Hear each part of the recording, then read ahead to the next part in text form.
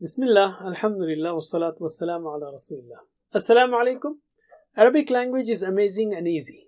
Let's take 16th aspect. Amazing word factory. About this, let's take one more point. Making of new verbs from a given verb.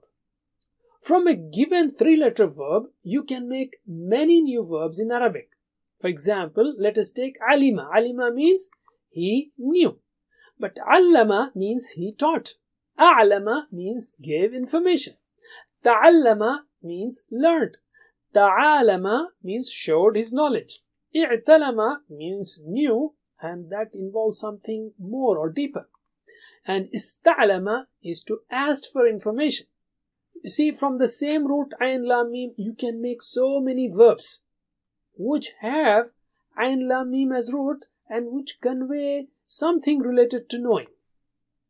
In fact, if you have a verb like fa'ala, you can make many more forms. For example, fa'ala, fa'ala, af'ala, tafa'ala, tafa'ala, infa'ala, ifta'ala, if'alla, istaf'ala, if'awala, and go on. Tafa'ala, if'allala, if'awala, if'allala, fa'lala, if'alla, tafa'ala, fay'ala, tafay'ala, tafay'alla. So many of these. Subhanallah.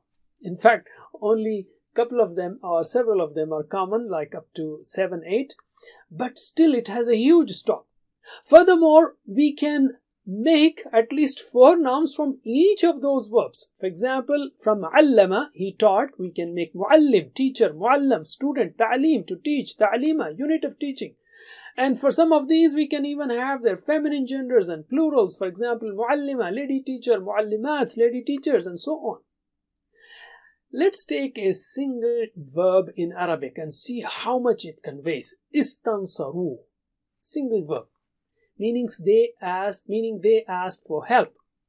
It tells us 7 things about the word. First of all, it is a verb, it's past tense, and it is plural because oo means past tense and plural, and also it means it is masculine, and it is active voice, and its root is nun sad ra, and it has seeking sense because of ista in the beginning. Isn't that amazing? Do you want to know more? Subscribe to our channel youtube.com/user/understandquran. Wassalamu alaikum.